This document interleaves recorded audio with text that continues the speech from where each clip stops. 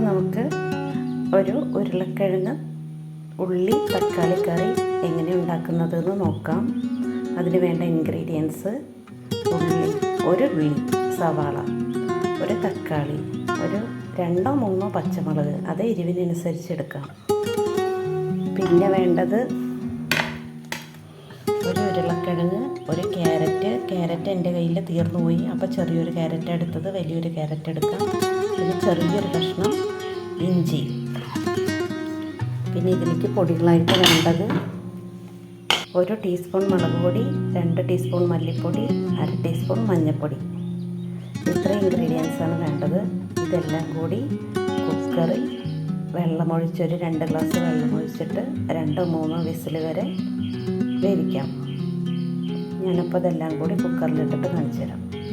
ഉള്ളി, ഉരുളക്കിഴങ്ങ്, തക്കാളി, പച്ചമുളക്, ഇഞ്ചി, മുളക് പൊടി, മഞ്ഞൾപ്പൊടി, മല്ലിപ്പൊടി, ഉപ്പ് എല്ലാം കൂടി കുക്കറിലിട്ട് 2 ഗ്ലാസ് വെള്ളമൊഴിച്ച് ഒരു 3 വിസിൽ വരെ വേവിച്ചെടുത്തിട്ട് വരാം. കുക്കറിൻ്റെ ഭംഗി നോക്കണ്ട, അടുപ്പത്ത് വെച്ചിട്ട് ഗ്യാസ് തീർന്നപ്പോൾ അടുപ്പത്ത് വെച്ചിട്ട് കരിഞ്ഞു പോയതാണ്.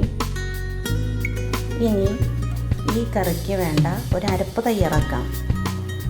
ഞാനൊരു മുറി നാളികേരത്തിൻ്റെ മുഴുവൻ എടുത്തിട്ടില്ല, കുറച്ച് ബാക്കി വെച്ചിട്ടുണ്ട്. ഒരു മുറി നാളികേരം, ഒരു 4-5 ചെറിയ ഉള്ളി, 1 ടീസ്പൂൺ പെരുംജീരകം. ഞാൻ എല്ലാ അളവുകളും എടുത്തത് ഈ ഒരു സ്പൂൺ കൊണ്ടാണ്. ഈ സ്പൂണിൻ്റെ അളവാണ്, ഇത് ടീസ്പൂണാണ്. ഈ അളവിലാണ് ഞാൻ എല്ലാം അളന്നെടുത്തത്. ഇനി ഇതെല്ലാം കൂടെ നല്ല മഷി പോലെ അരച്ചെടുക്കാം. അരപ്പ് ഇവിടെ റെഡി ആയിട്ടുണ്ട്. ഇത് ഇനി നമുക്ക് കുക്കറിലേക്ക് ആഡ് ചെയ്യാം.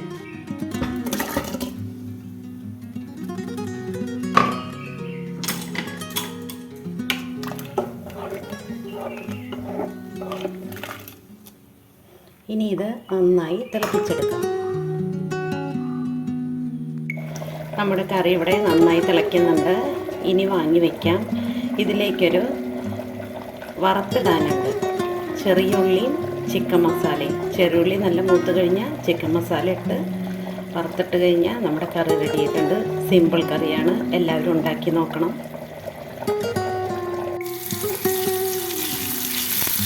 ഉള്ളി നന്നായിട്ട് മൂക്കണം, എന്നാലേ നല്ല മണമുണ്ടാവും കറിക്ക്.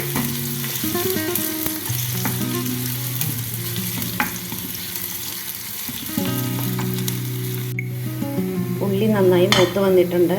ഇതിലേക്ക് ഞാൻ ചിക്കൻ പൊടി ഇടാൻ പോവുകയാണ്. ഇനി നമുക്കിത് കറിയിലേക്ക് ആഡ് ചെയ്യാം. അപ്പം നമ്മുടെ കറി ഇവിടെ റെഡി ആയിട്ടുണ്ട്. വെള്ളപ്പം, നൂൽപുട്ട്, ചപ്പാത്തി, പൂരി എല്ലാത്തിൻ്റെ കൂടെ കഴിക്കാൻ സൂപ്പർ ടേസ്റ്റാണ്. ഇതിൽ മല്ലിയില കൂടി ആഡ് ചെയ്യണം. അതെൻ്റെ കയ്യിലില്ലാത്തതുകൊണ്ട് ഞാൻ ഇട്ടിട്ടില്ല.